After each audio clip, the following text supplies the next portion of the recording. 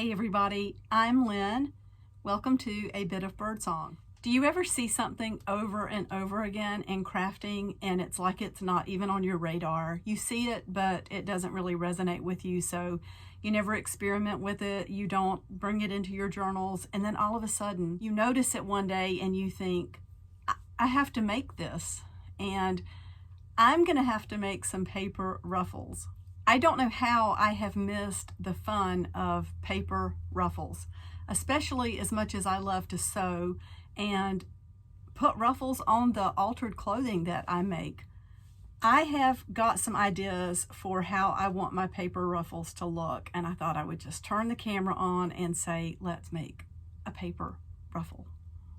I'm picturing some really pretty color, like vintage color, not bright colors. But in addition, I am thinking about how old paper tears and rips and falls apart. So I want paper that is going to be strong enough to stand up to sewing and then to hold its shape. So I'm not going to tear a bunch of these. I want to see how it turns out first. I've got some strips of dictionary pages. I would say they average about 2 inches each. Some are a little bit less, some are a little bit more. I may end up thinking that I should have been more precise with this tearing, but let me work for a few minutes and I will be back and we will see what we get. Oh my goodness, 2 things. I'm definitely hooked, and I will be making these for the Etsy shop. I didn't look at anybody else's, I don't know how anybody else does theirs. I think it's kind of self-explanatory if you look at it, because the paper's just folded like an accordion and then you sew down the center. I knew that I wanted some bling on mine. So I picked up this diamond wrap ribbon from the Dollar Tree. So all of this was $1, and I thought what I would do is just cut it into strips that contain 2 or 3, let's call these diamonds. It has to be at least 2 diamonds across because you've got to be able to sew down the center. And then I just distressed it. Oh my goodness. We need to put a piece in the journal. This way I can see if this is absolutely too wide. And well, I don't know, it might not be. Let's get to a page where we can use this. Oh, that'll be pretty. So let's just cut a piece off.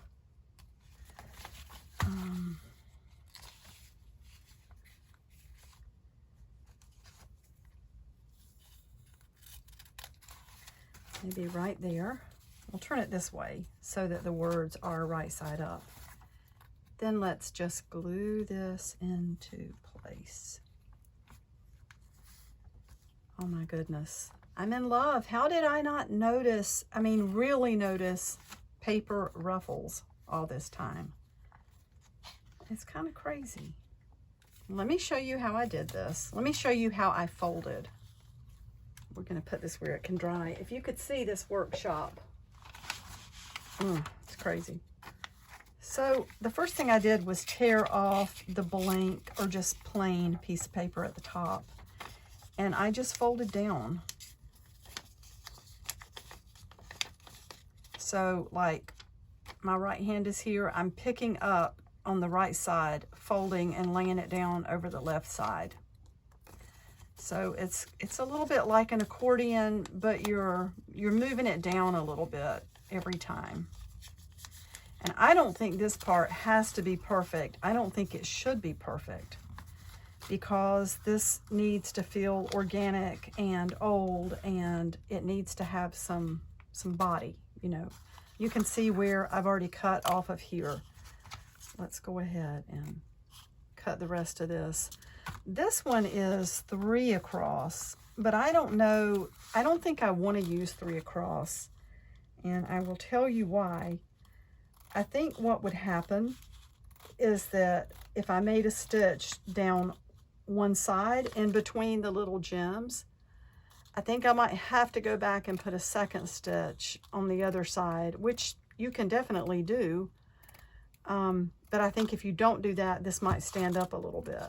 And for right now, I want to just keep playing with this one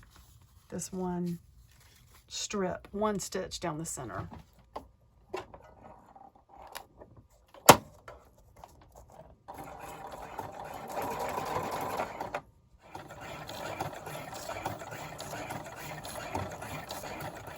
Let's fold another piece real quickly, and I will show you how I added this to what's already under the machine. I like that this says mirror. So let's fold this.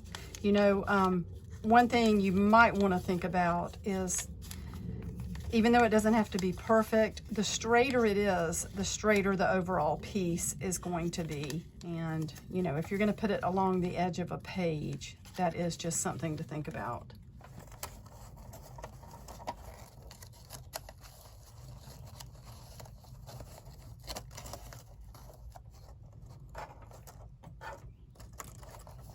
I hope you can see what I did. I basically just slid the next strip of paper. I slid it up under there just however it fits so that we can continue right along sewing. Okay, you can see it's a little bit wider up here. And how would I want to address that? Okay, I'm just gonna tear it. I'm just experimenting here to see, you know, how is the best way to do this. So I guess it really would be nice to measure the paper strips and have them all exactly the same, or really, really close, because I didn't like the looks of that being two different sizes. The last time I just kept going until I got to the bottom of the strand. So let's add some more to this, and maybe I can show you here. So can you see the way that would just hook right in there?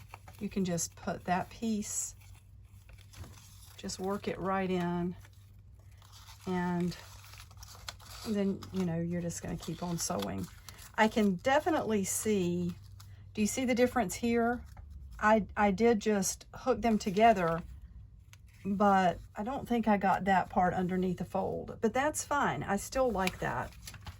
All right, this one's just off the sewing machine, and it's got a few threads, since I stopped and started more times than that first one. I came back with my spray, which is just a little bit, well, few drops of re-inker. It's re-inking from Tim Holtz Vintage Photo, and I sprayed the edges. Then I'm gonna dry it. This is how I get all that beautiful paper to make journals with, is just working on top of it. The last thing I'm going to do is take some alcohol ink, and this is butterscotch. It's one of my favorite colors. And I'm going to go about every, let's say like every 4 or 5 inches, because we want maybe a spot that would be available on each journal page if you're going to cut this. So just a few spots, not too much. And that just adds even more beautiful color. It makes it look even older. I love alcohol ink. Have I said that enough yet?